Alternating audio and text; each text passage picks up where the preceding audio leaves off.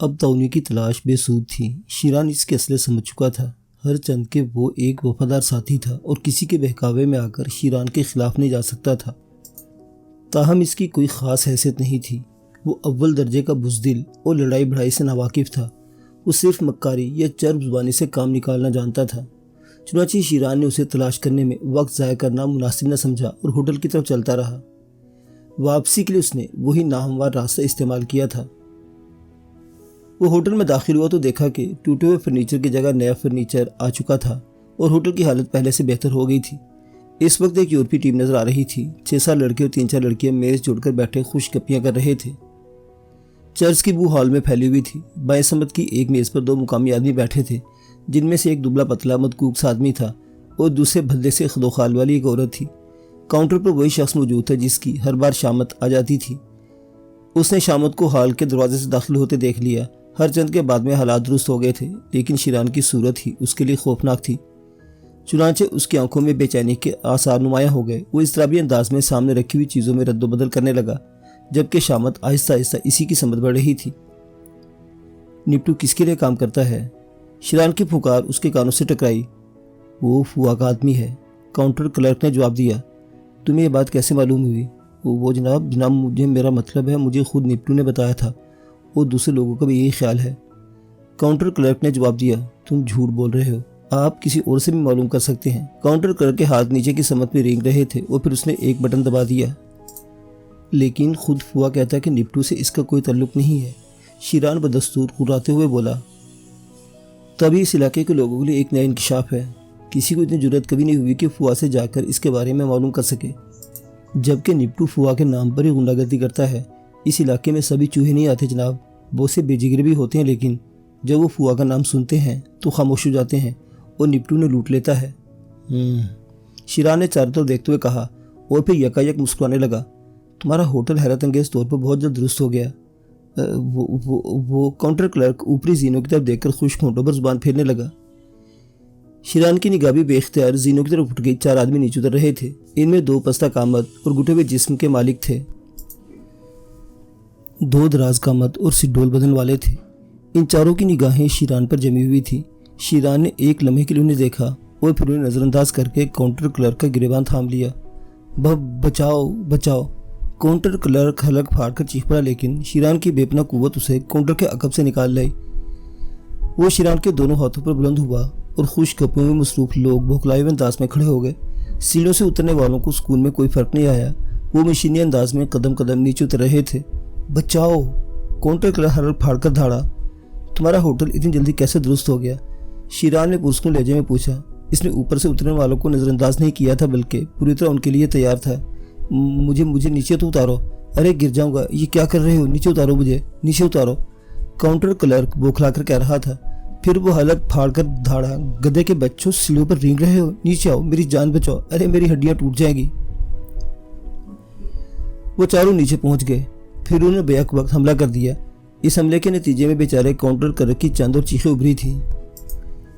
जितने भी वार हुए थे इसी के बदन पर हुए थे और शायद उसकी कई हड्डियां अपनी जगह छोड़ गई थीं।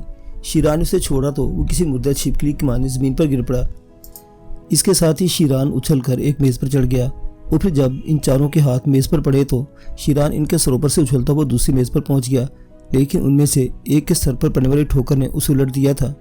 शीरान दूसरी मेज पर जा खड़ा हुआ। इसने दोनों हाथ कमर पर रखे हुए थे और उनका इंतजार कर रहा था। बज़ाहिर बेवकूफ़ से लोग थे।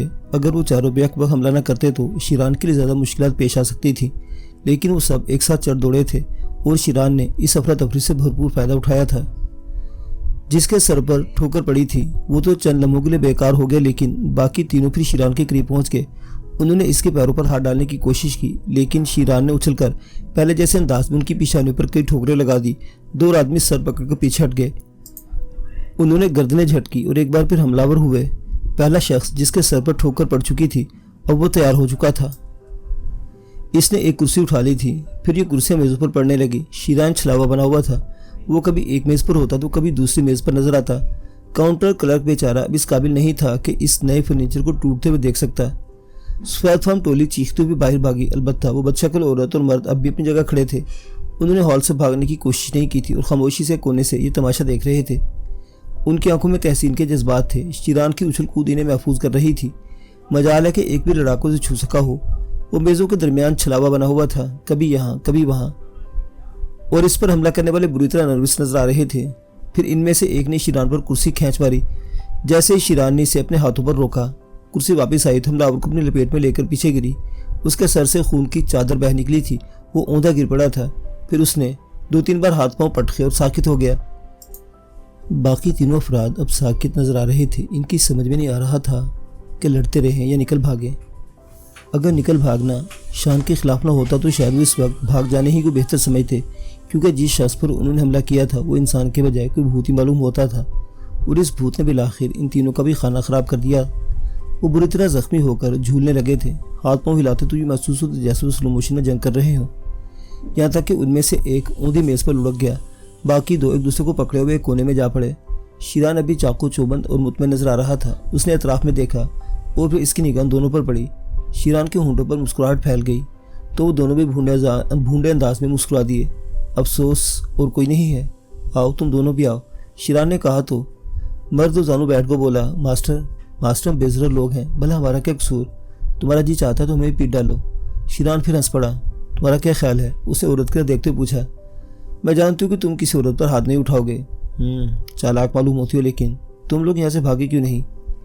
तमाशा इस कदर दिलचस्प था कि हमारे कदम रुक गए। औरत ने जवाब दिया और शीरान इन दोनों की तरफ से बेनियाज होकर काउंटर क्लर्क के पास पहुंच गया और इसके गाल थपकने लगा, लेकिन काउंटर क्लर्क होश में ना सका। लानत है तुम सब पर, मैं ये जानना चाहता हूँ कि मेरे दुश्मन कौन है, लेकिन अब क्या करूँ? वो चल में खड़ा सोचता रहा कि ज़्यादा दिलेरी भी मुनासिब नहीं। ये 4 आदमी यकीनी तौर पर होटल की हिफाजत के लिए मुंतखब किए गए होंगे, लेकिन बात इन चारों तक महदूद नहीं हो सकती।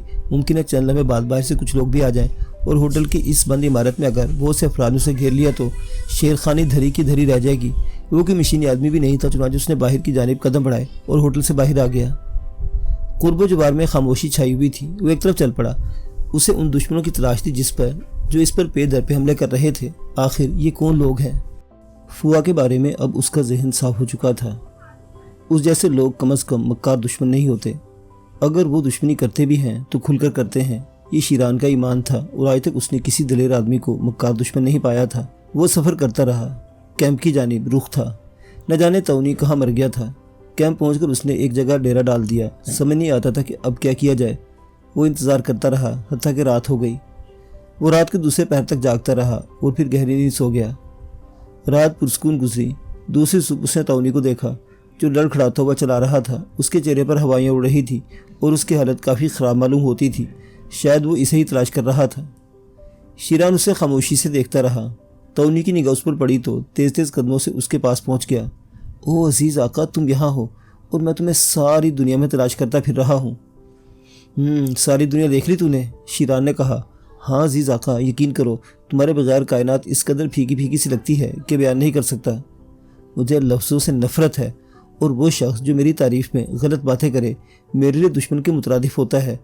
तो कहने से क्यों झिझक रहा है कि अय्याशी करने के बाद जब जी भर गया तो उस तरफ चल पड़ा और अब मुझे बेवकूफ़ बना रहा है? ओ नहीं मास्टर, तौनी की ये मजाल नहीं। नहीं, यकीन करो कि मुझे तुम्हारे कदमों में सुकून मिलता है, तौनी ने जवाब दिया। लंबू, इसके बावजूद मैं तुझे पसंद करता हूँ, लेकिन मैं तुझे वार्निंग दे रहा हूँ कि मुझसे वो बातें मत किया कर जिनमें हकीकत ना हो। मैं भूखा हूँ अजीज़ आका, मेरी जेबें खाली हो चुकी हैं। कुछ देर खामोश रहने के बाद तौनी ने मुर्दा सी आवाज़ में कहा, खाली होना ही थी, तेरा चेहरा बता रहा है कि तूने ये वक्त कैसे गुजारा है। शीरान ने कहा। तौनी हंसने लगा। अजीज़ आका, बस तौनी की यही ज़िंदगी है, दिल चाहे ज़िंदा रखो, दिल चाहे मार डालो। शीरान ने जेब से कुछ नोट निकालकर इसकी तरफ बढ़ा दिए। तुम्हारे लिए भी खाना लाऊं अजीज़ आका? नहीं, मैं खा लूँगा, तू ऐश कर, शीरान ने जवाब दिया। तौनी के चेहरे पर अजीब से तासुरात नजर आने लगे। फिर वो मध्यम लहजे में बोला, अगर तौनी ये वादा करे कि आइंदा इस किस्म की हरकतें नहीं करेगा तो क्या उसे माफ़ कर दोगे? इससे क्या फ़र्क पड़ता है? शीरान ने पूछा। तौनी तुमसे मोहब्बत करने लगा है, तौनी ने जवाब दिया। शीरान ने नफरत से मुंह फेर लिया। अच्छा जाओ, पेट भरो, होश में आओगे तो इस मोहब्बत का एहसास भी फना हो जाएगा। मैं उस वक्त तक कुछ ना खाऊंगा जब तक तुम मुझे माफ़ नहीं कर देते। ये नोट वापस रख लो। तौनी ने नोट शीरान की तरफ बढ़ा दिए। शीरान हंस पड़ा। अजीब नखरे हैं तेरे भी। अच्छा जा, मेरे लिए भी नाश्ता ले आ, शीरान ने कहा और तौनी कलांचे मारता हुआ वहाँ से चला गया। थोड़ी देर के बाद वो शिरान के लिए भी नाश्ता ले आया और शिरान ने अपना अलग नाश्ता ले लिया। वो तौनी जैसे शख्स के साथ खाना पसंद नहीं करता था। नाश्ते से फारिग होकर शिरान अपनी जगह से उठ गया। तौनी की हालत अब बेहतर नज़र आने लगी थी। वो थोड़ी थोड़ी देर खामोश बैठा कुछ सोचता रहा, फिर बोला, अजीज़ आका, तुम जिस मकसद के तहत यहाँ आए थे इसमें कुछ कामयाबी हुई या नहीं? तुझे इससे कोई दिलचस्पी नहीं होनी चाहिए। अजीज़ आका, तौनी की फितरत अजीब है। अगर तुम इसे कोई जिम्मेदारी सौंप दो तो शायद वो सब कुछ भूल कर इसमें मसरूफ़ हो जाए। जब तौनी के सामने कोई मकसद ना हो तो यही जी चाहता है कि वो स्याह सुनहरी नीली जुल्फ़ों वाली हसीनों के साथ वक्त गुजारता चला जाए, ख्वाह इसका नतीजा कुछ भी क्यों ना हो। अजीज़ आका, नताइज इंसान की पहुँच से बाहर होते हैं। हमें हर किस्म के हालात में वक्त का ताबे होना पड़ता है, तो फिर नताइज की उलझनों में क्यों पड़े? ये तेरा फ़लसफ़ा है, मैं इससे मुत्तफ़िक़ नहीं हूँ। इन बातों में क्या रखा है? मुझे बताओ कि तौनी तुम्हारे लिए क्या करे? कुछ नहीं, वापसी की तैयारी करो। शिरान बोला, इन पहाड़ों में टकरे मारने से क्या फ़ायदा? ठीक है, मैं गाड़ी चेक करता हूँ। मेरे ख्याल में पेट्रोल वगैरह अभी इसमें है, और अगर नहीं हुआ तो मैं पेट्रोल का बंदोबस्त कैसे किए लेता हूँ। कहाँ से? यहाँ तो मुझे कोई पेट्रोल पंप नज़र नहीं आया। शिरान बोला, बस यहाँ सब कुछ है, कोई बाकायदा पेट्रोल पंप नहीं, लेकिन लोग पेट्रोल के टीन फ़रोख्त करते हैं। मैं उनसे ज़रूरत के मुताबिक पेट्रोल ख़रीदूँगा। ये कहकर तौनी गाड़ी की तरफ बढ़ गया। फिर उसने वापसी में ज़्यादा देर नहीं लगाई। वो संजीदा नज़र आ रहा था। शायद उसे एहसास हो गया था कि शिरान उससे बददिल हो गया है। पेट्रोल की टैंकी भर ली गई है बस, और चाबी शिरान के हवाले कर दी। अब इसका रुख शहर की जानिब था। शिरान का जहन परागंदा था। अपने दुश्मनों को इस तरह छोड़ देना इसके लिए बड़ी तकलीफ बात थी, लेकिन अभी तक कोई ऐसी शख्सियत भी सामने नहीं आ सकी थी जिसे वो अपना दुश्मन करार देता। वो खामोशी से गाड़ी ड्राइव करता रहा। तौनी उसके नज़दीक बैठा कुर्बो जवार के मनाजिर में खोया हुआ था। रास्ता नाहमवार होने के बायस गाड़ी की रफ्तार भी कम थी। ज़रा सी बेहतियाती किसी बड़े हादसे का पेश खैमा साबित हो सकती थी। अभी उन्होंने ज़्यादा रास्ता भी तय नहीं किया था कि दफतन गोलियों के धमाके सुनाई दिए और गाड़ी हिचकोले खाने लगी। शिरान ने फ़ौरन स्टीयरिंग कंट्रोल किया। गालिबन किसी ने गाड़ी के पिछले टायरों को निशाना बनाया था। शिरान ने गाड़ी रोक दी। तौनी भी संभल कर बैठ गया। ये सब क्या हुआ बास? शिरान ने कोई जवाब नहीं दिया। इसकी निगाहें इधर उधर भटक रही थी। पिस्तौल उसके पास ही मौजूद था, लेकिन दुश्मन यकीनी तौर पर अतराफ में फैले हुए टीलों में कहीं पोशीदा था और इसे तलाश करना खासा मुश्किल काम था। शिरान एक लम्हे के लिए कुछ सोचता रहा, फिर वो कार से नीचे उतर आया। पीछे जाकर उसने दोनों टायर देखे। टायरों में सुराख वाज़ेह नजर आ रहे थे। दफतन 3-4 गोलियां जीप के अतराफ में टकराईं और फिर एक आवाज़ सुनाई दी, पिस्तौल निकाल कर फेंक दो वरना मशीन गन से छलनी कर दिए जाओगे। शिरान ने निगाहें इधर उधर दौड़ाईं और अपने लिबास से एक पिस्तौल निकाल कर दूर फेंक दिया। तौनी के पास पिस्तौल था ही नहीं। शायद वो रात के हंगामों में अपना पिस्तौल खो बैठा था। तभी आवाज़ दोबारा उभरी, दूसरे आदमी से कहो वो भी पिस्तौल बाहर फेंक दे। दूसरा आदमी बिल्कुल कलाश है, इसके पास कोई चीज़ नहीं। तौनी ने खुद ही चीख कर जवाब दिया। चंद लम्हात के बाद उन्हें घोड़ों की हिनहनाहट सुनाई दी। तौनी और शिरान गाड़ी के नज़दीक जा खड़े हुए थे। उन्होंने टीलों के अकब से चंद घुड़सवारों को निकलते देखा। इन सब ने अमेरिकन काउबॉयज़ जैसे लिबास पहने हुए थे। कुछ मुकामी थे और कुछ सफ़ेद फार्म। उनकी तादाद 6-7 के करीब थी। उनमें से एक ने घोड़े को दौड़ाया और इसके बाएं समझ झुकने लगा। शिरान कुछ समझ नहीं पाया था कि वो क्या करना चाहता है, लेकिन झुकने वाला आदमी बड़ी मुहारत से नीचे झुका और जब वो पिस्तौल के नज़दीक पहुंचा तो उसने बड़ी मुहारत से झुके हुए पिस्तौल उचक लिया। शिरान खामोशी से उसे देखता रहा। घुड़सवार खासी दूर निकल गया था। बाकी लोग गाड़ी के गिर चक्कर लगाने लगे। शिरान और तौनी की समझ में नहीं आ रहा था कि वो क्या चाहते हैं। वो खामोशी से इन लोगों को देख रहे थे। फिर उनमें से एक ने रस्सी का फंदा निकाला और उसे घुमाने लगा।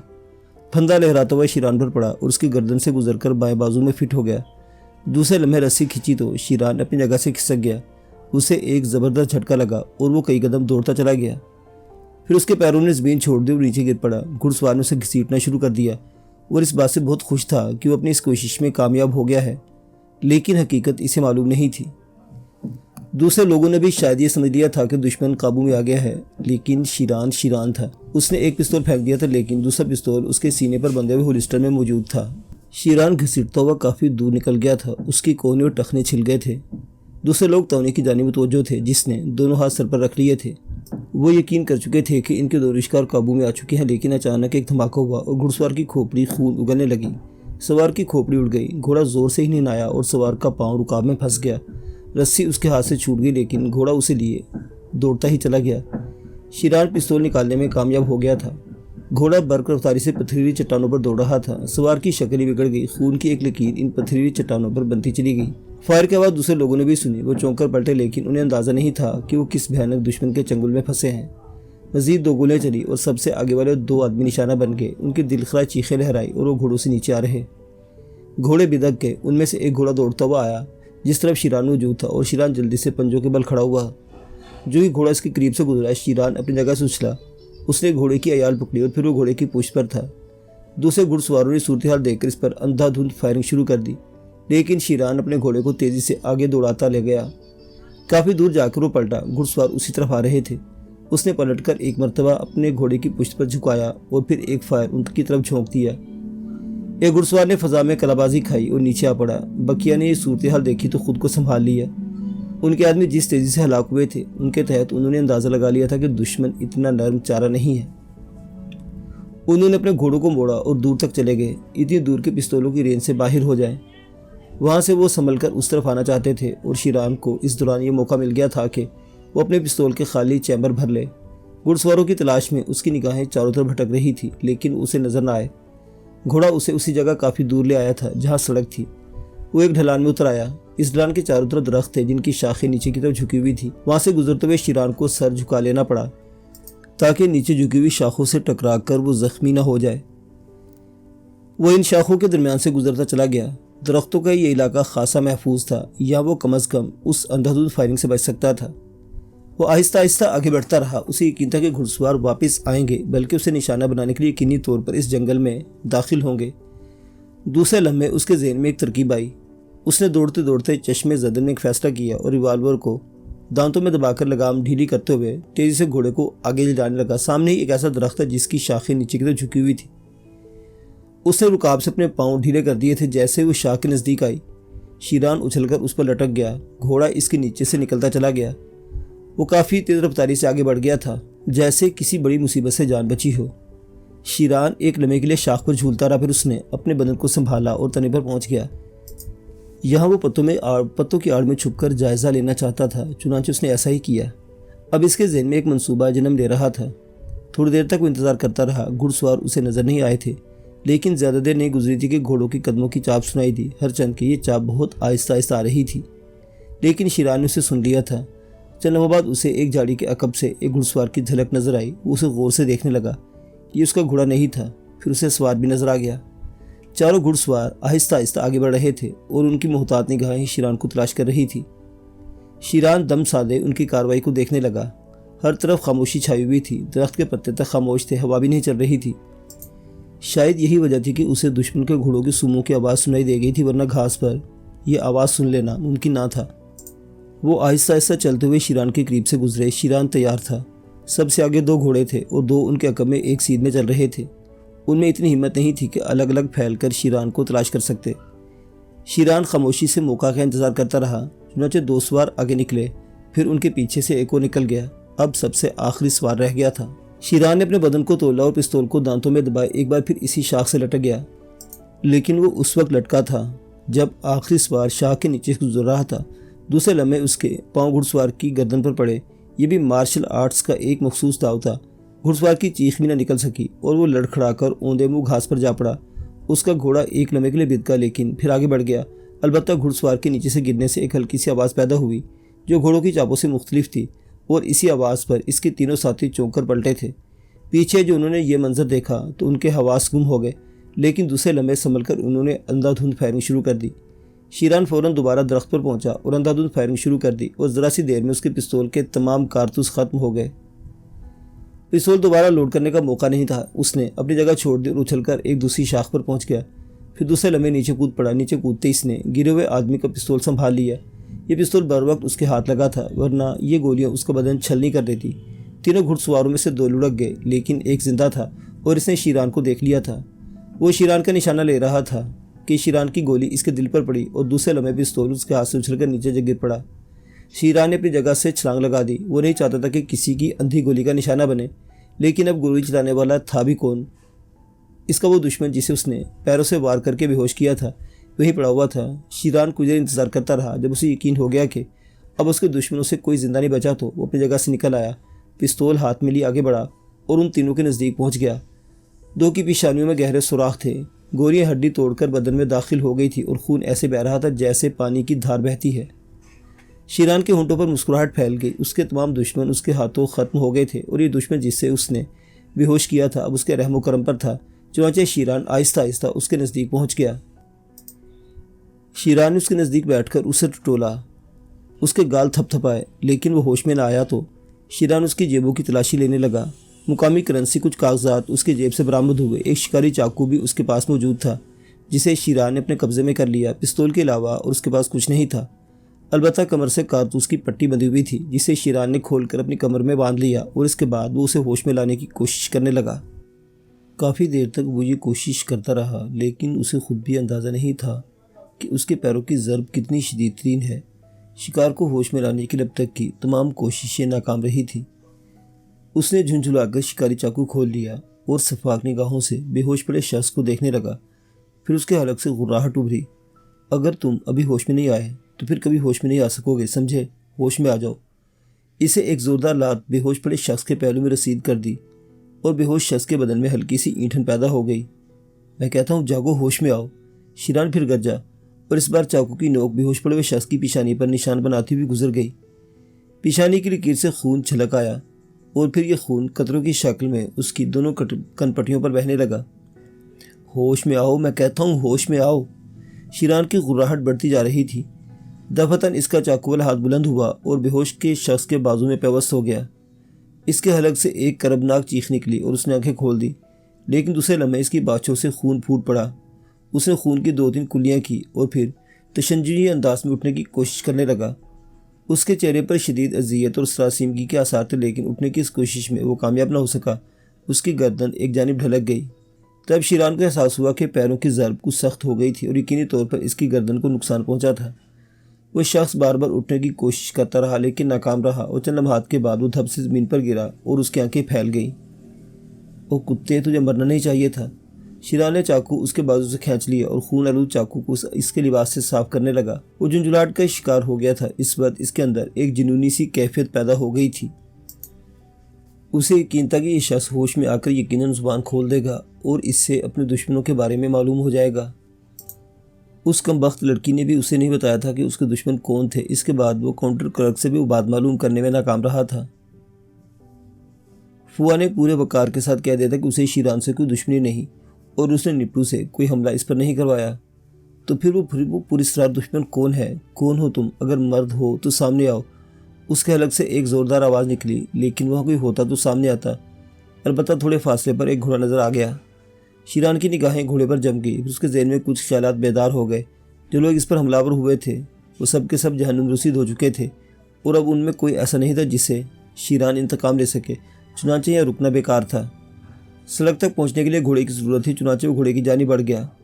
दरख्तों में तारीकी फैल चुकी थी और अब कुर्बो ज्वार की चीज़ें नज़र नहीं आ रही थी। जंगल के हिस्से में वो जो सफ़र करता आया था उसे एहसास दिला दिया था कि ये सफ़र खासा दुश्वार गुजार है। वो रात की तारीकी में मज़ीद दुश्वार गुजार हो सकता है। ये सोचकर उसने घोड़े की लगाम पर हाथ डाल दिया। घोड़ा एक लम्हे के लिए बिदका। ये वो घोड़ा नहीं था जिस पर शीरान यहाँ तक पहुँचा था, बल्कि इनमें से किसी का था जो ताज़ा हलाक हुए थे। शीरान घोड़े पर सवार होकर इसने अंदाजे से घोड़े को सड़क की समत डाल दिया। घोड़े की रफ्तार उसने बिल्कुल सुस्त कर दी थी, क्योंकि तारीकी में घने दरख्तों की शाखें तक नज़र नहीं आ रही थी। घनी शाखों वाला ये इलाका घोड़े पर सफ़र करने के लिए बेहद ख़तरनाक था, लेकिन शीरान पैदल सफ़र करने के काबिल नहीं रहा था। अब उसे थकन होने लगी थी। चुनांचे वो घोड़े की पूंछ पर लेट गया और घोड़ा आहिस्ता आहिस्ता बढ़ता रहा। 10 मिनट, 20 मिनट, 50 मिनट और तकरीबन 1 घंटा गुजर गया तो शीरान चौंका। उसने गर्दन उठाई। घोड़ा बराबर चल रहा था, लेकिन ये इलाका बिल्कुल अजनबी था। दूसरे लम्हे शीरान को एहसास हुआ कि वो सड़क की समत पर नहीं चला, बल्कि किसी और रुख पर चल पड़ा है। उसने गर्दन उठाकर शाखों को देखा। शाखें बदस्तूर झुकी हुई थी और इस पर बैठकर सफ़र करना नामुमकिन था। इसके जहन में झुंझुलाहट उभरी। रात की तारीकी में वो चारों तरफ निगाहें दौड़ाने लगा और एक बार फिर उसने घोड़े की समत तब्दील कर दी। अब सही समत का अंदाज़ा मुश्किल था। घोड़ा इसके इशारे पर सफ़र करता रहा और शीरान गाहे गाहे गर्दन उठाकर माहौल को देखता रहा। तारीकी में कुछ नज़र नहीं आ रहा था। दरख्तों के मुहीब साए ताहद्दे निगाह फैले हुए थे। बड़ी अजीब जगह थी और शीरान को यकीन था कि अब वो सही रास्ते पर नहीं, लेकिन क्या करता? वो रुककर सुबह का इंतज़ार करता, लेकिन क्या ज़रूरी है कि सुबह की रोशनी में वो सही रास्ता पाने में कामयाब हो जाए? ओह, ये कमबख्त, ये कुत्ते! इसके अलग से गुर्राहट निकली और फिर वो घोड़े की पूंछ से नीचे उतर आया। इसके बाद भी वो जुनून के आलम में काफ़ी देर तक पैदल चलता रहा, लेकिन सड़क के आसार नज़र थे ना आए। तब उसने एक ऐसी जगह मुंतखब की जहाँ वो रात गुजार सके। दुश्मन शायद सभी ख़त्म हो गए थे, अब दूर दूर तक किसी का वजूद नहीं था। बहर सूरत यही एहसास शीरान के लिए गनीमत था। अगर वो दुश्मनों को हलाक करने में नाकाम रहता तो इस वक्त इसकी हालत बेहद ख़राब हो जाती। लेकिन जिन लोगों ने इसे इस तरह परेशान किया था वो खुद भी अजीम नुकसान से दो चार हो चुके थे, और ये एहसास शीरान के लिए बायसे सुकून था। एक घने दरख्त के तने से टेक लगाकर पाँव फैलाकर वो दराज हो गया। पिस्तौल उसने गोद में रख लिया था। कान की साहट के मुंतज़िर थे। घोड़ा कुछ फासले पर एक दरख्त की शाख से बांध दिया था ताकि वो फरार ना हो जाए। सुबह की रोशनी में मदद मिलनी ज़रूरी थी, वरना वो पैदल कहाँ कहाँ मारा फिरता रहेगा। काफ़ी देर तक अपने दुश्मनों के बारे में सोचता रहा। माजी के बहुत से दरीचे खुल गए थे, न जाने क्या क्या याद आ रहा था। अपनी ज़िंदगी के बारे में भी उसने सोचा और उसे हैरत हुई। ये सोच इसके लिए अजनबी थी। मुस्तकबिल पर कभी उसने निगाह नहीं दौड़ाई थी। उसके ख्याल में मुस्तकबिल एक बेकार चीज़ था। हर कदम अपना रास्ता खुद मुतय्यन करता है। वो क्या था? पहाड़ों का एक वहशी और सरकश घोड़ा जिसकी किसी चाल के बारे में कुछ नहीं कहा जा सकता था। सैर शिकार और दूसरी दिलचस्पियाँ, माँ की मोहब्बत भरी झिड़कियाँ ही इसकी ज़िंदगी थी। लेकिन अब इस ज़िंदगी से वो महरूम हो गया था, और हालात उसने जाने कहाँ कहाँ ले आए थे। कौन कौन याद आया। निगाहों में बादशाह खान की तस्वीर घूमी, फिर वो लड़कियां याद आई जिसे उसने वहशत और दरिंदगी से कत्ल कर दिया था, और फिर उसके होंठों पर सफाक मुस्कुराहट फैल गई। वो वहशियाना अंदाज में मुस्कुराता रहा। ये तमाम माहौल इसके लिए बेहद दिलकश था। सारे ख्यालात उसके लिए बाइस तस्कीन थे। इसके ज़मीर या दिल में शर्मिंदगी का कोई शाबा तक नहीं था। ये तो हालात थे जिनके मुताबिक वो अमल करता रहा, और आइंदा न जाने क्या क्या हालात और वाक़यात पेश आएंगे। फजूल बातों में उलझने से कोई फ़ायदा नहीं। सारे के सारे मतलब परस्त होते हैं। उसकी माँ को जिसके आगोश में उसने परवरिश पाई थी, जिसके लोरियों ने उसे परवान चढ़ाया, जब ये आगोश इससे छीन ली गई तो फिर उस दुनिया में क्या रह गया है। बहजाद सलामत भी मर चुका था, वो तन्हा है, और बाकी उसके दुश्मन। इन दुश्मनों के साथ यही सलूक करना चाहिए जो वो कर रहा है। एहसासात उसे नींद के आगोश में ले गए और बेफिक्री से गहरी नींद सो गया। पिस्तौल लुढ़क कर कहीं का कहीं जा गिरा। इस वक्त कोई दुश्मन इस पर बासानी काबू पा सकता था, लेकिन शैतान की ज़िंदगी तवील होती है। इसकी मौत इतनी आसान नहीं होती, और यही शेरान की कैफियत थी। सुबह को उठा तो बदन के बहुत से हिस्से दर्द कर रहे थे। नीम ख्वाबी की कैफियत में से सारी रात गुजारी थी। वो उठा और हल्की फुल्की वर्जिश करके बदन के पट्ठों को बहाल करने की कोशिश करने लगा। दरख्तों पर परिंदे चहचहा रहे थे। कहीं कहीं आहटें भी सुनाई दी जाती थी। ये खरगोशों और दूसरे दौड़ने वाले जानवरों की आहटें थी जो सुबह की कलीलें कर रहे थे। शीरान अपनी जगह से उठ गया। भूख लग रही थी। इधर उधर देखा, खाने की कोई चीज़ नहीं थी। शिकार करके खाने का वक्त नहीं था। क्यों न सड़क तलाश की जाए, किसी मुनासिब जगह चलकर ही पेट भरा जा सकता है, उसने सोचा, और एक बार फिर घोड़े की पुश्त पर सवार हो गया। घोड़े की पुश्त पर सवार होकर वो चंद लम्हात तक कुछ सोचता रहा, लेकिन फिर उसे एक ख्याल आया, और घोड़े की पोशी से वो एक शाख में लटक गया। दरख्त खासा बुलंद था। वो इन शाखों पर से होता हुआ दरख्त की चोटी तक पहुंचा, और फिर इसने इधर उधर नजर दौड़ाई। दरख्तों में छदरे छदरे धब्बे नजर आ रहे थे जिनसे उस पार देखा जा सकता था। फिर एक लम्हे के लिए उसकी निगाहें हैरत से फैल गईं। मुअज़्ज़िज़ सामीन हज़रात, यह दास्तान अभी जारी है।